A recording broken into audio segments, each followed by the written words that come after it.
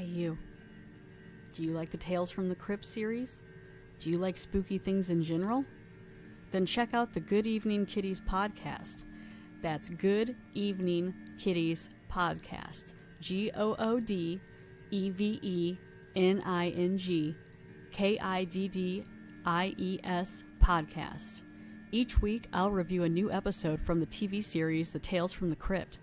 Find me on Podbay, Podbean, or iTunes. That's the Good Evening Kitties podcast. Check it out today. Tim isn't a perfect man.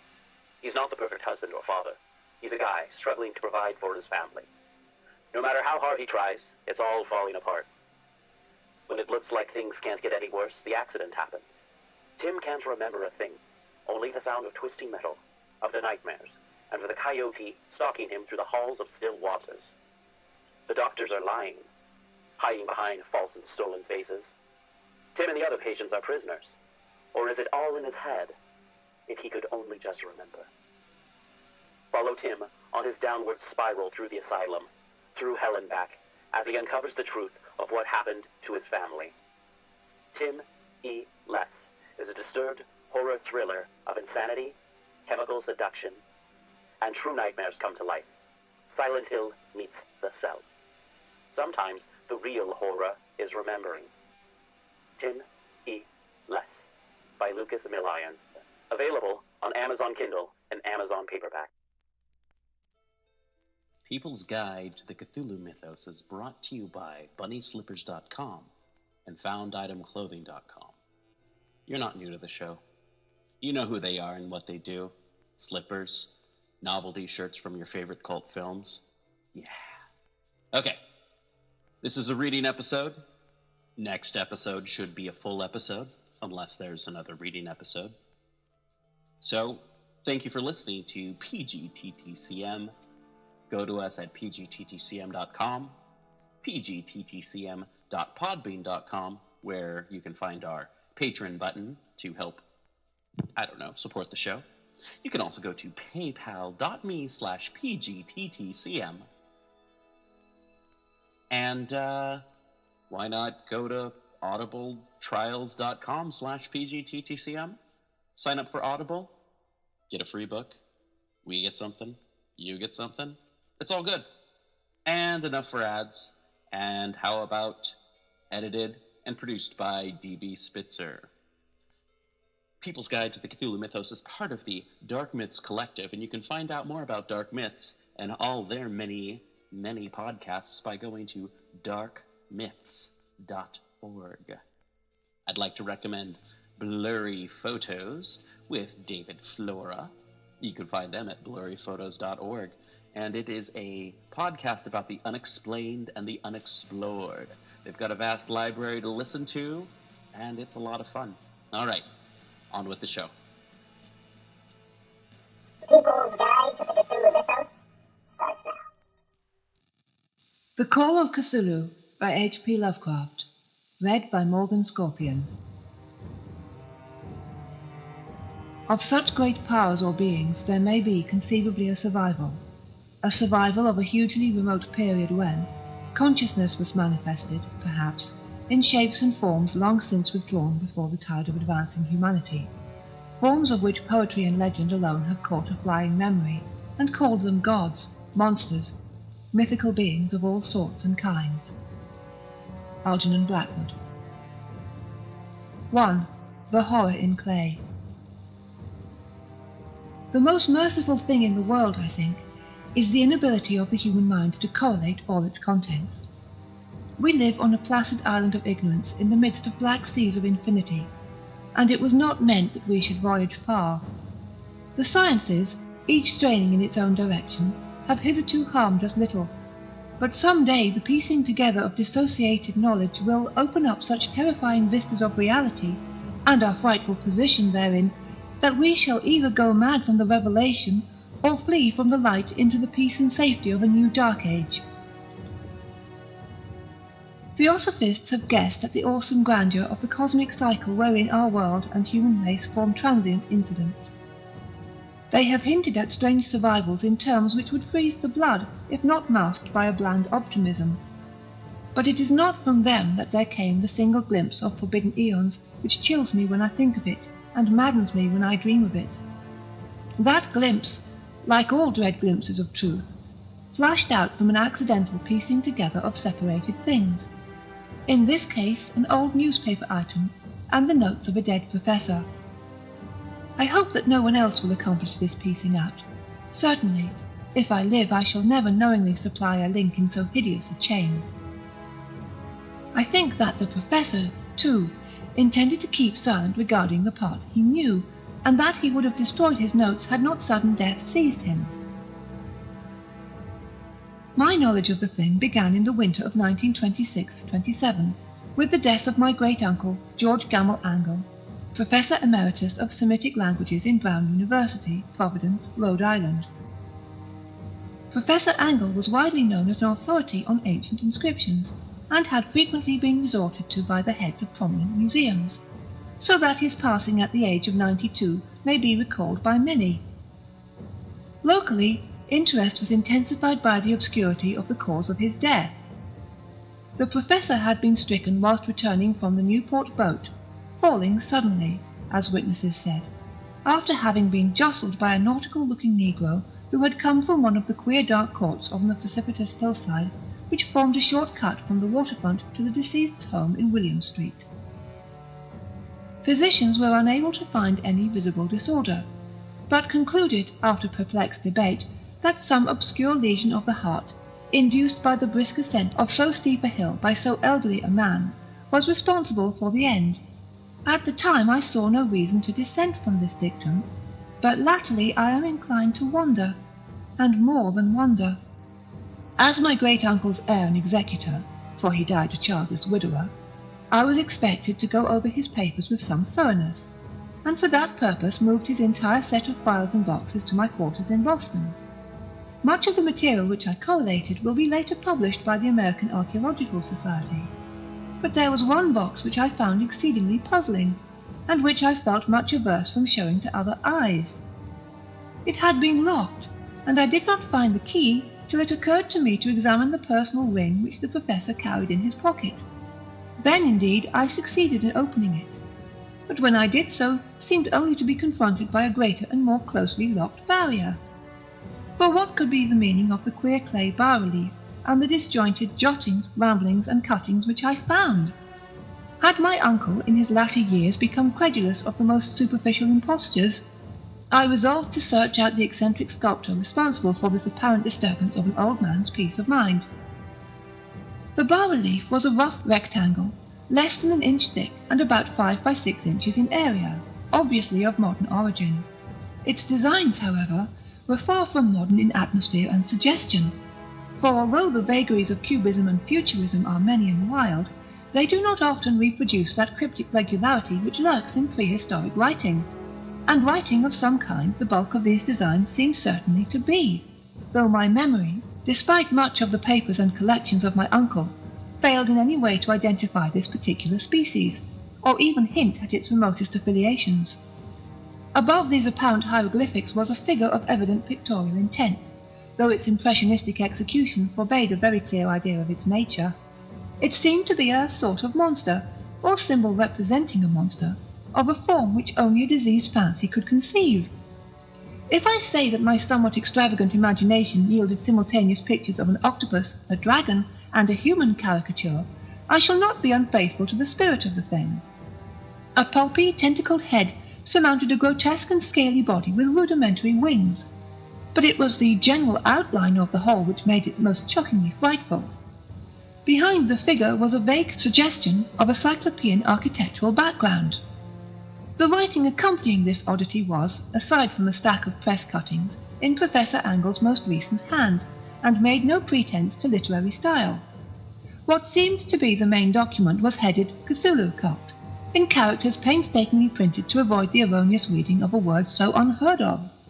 This manuscript was divided into 2 sections, the first of which was headed 1925, Dream and Dream Work of H.A. Wilcox, 7 Thomas Street, Providence, Rhode Island, and the second, Narrative of Inspector John R. Legrasse, 121 Bienville Street, New Orleans, Louisiana, at 1908 AAS MTG.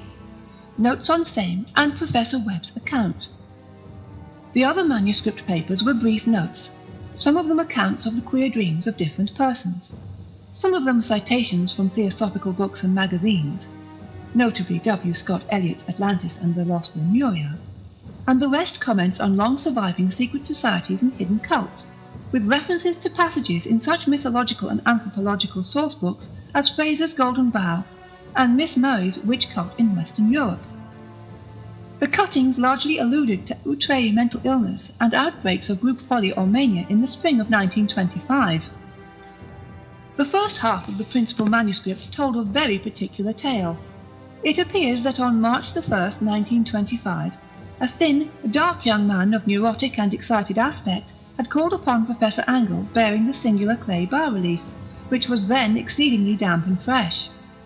His card bore the name of Henry Anthony Wilcox, and my uncle had recognized him as the youngest son of an excellent family slightly known to him, who had latterly been studying sculpture at the Rhode Island School of Design and living alone at the Fleur-de-Lis building near that institution.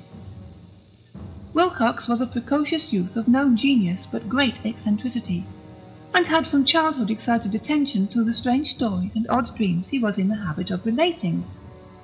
He called himself psychically hypersensitive, but the stage folk of the ancient commercial city dismissed him as merely queer. Never mingling much with his kind, he had dropped gradually from social visibility, and was now known only to a small group of aesthetes from other towns.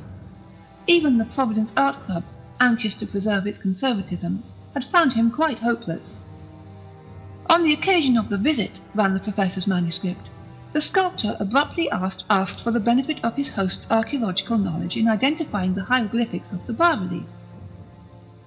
He spoke in a dreamy, stilted manner which suggested pose and alienated sympathy, and my uncle showed some sharpness in replying, for the conspicuous freshness of the tablet implied kinship with anything but archaeology. Young Wilcox's rejoinder, which impressed my uncle enough to make him recall and record it verbatim, was of a fantastically poetic cast which must have typified his whole conversation, and which I have since found highly characteristic of him. He said, "It is new indeed, for I made it last night in a dream of strange cities, and dreams are older than brooding Tyre, or the contemplative Sphinx, or garden-girdled Babylon." It was then that he began that rambling tale which suddenly played upon a sleeping memory and won the fevered interest of my uncle. There had been a slight earthquake tremor the night before, the most considerably felt in New England for some years, and Wilcox's imagination had been keenly affected.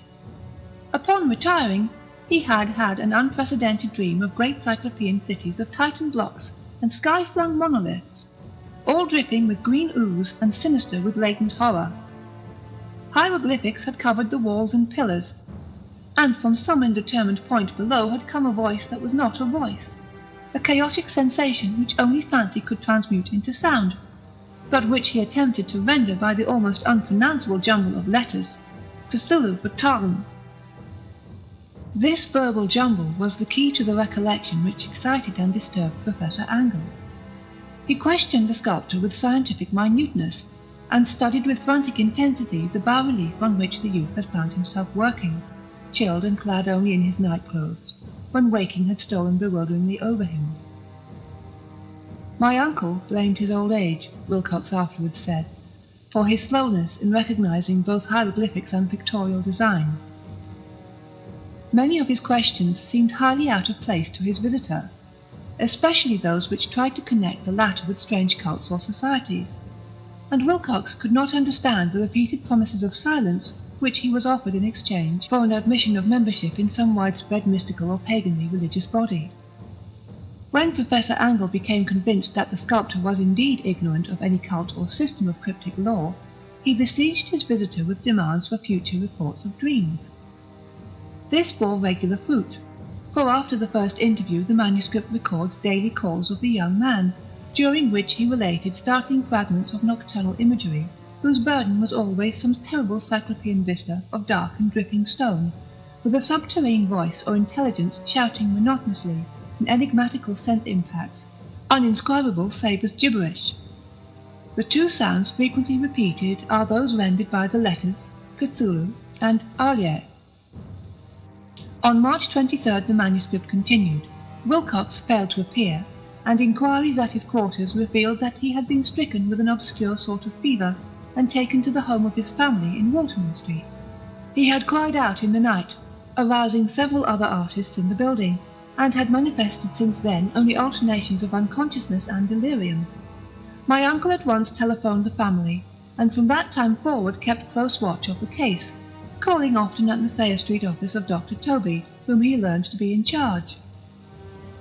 The youth's febrile mind, apparently, was dwelling on strange things, and the doctor shuddered now and then as he spoke of them. They included not only a repetition of what he had formerly dreamed, but touched wildly on a gigantic thing, miles high, which walked or lumbered about. He at no time fully described this object, but occasional frantic words, as repeated by Dr. Toby, convinced the professor that it must be identical with the nameless monstrosity he had sought to depict in his dream sculpture.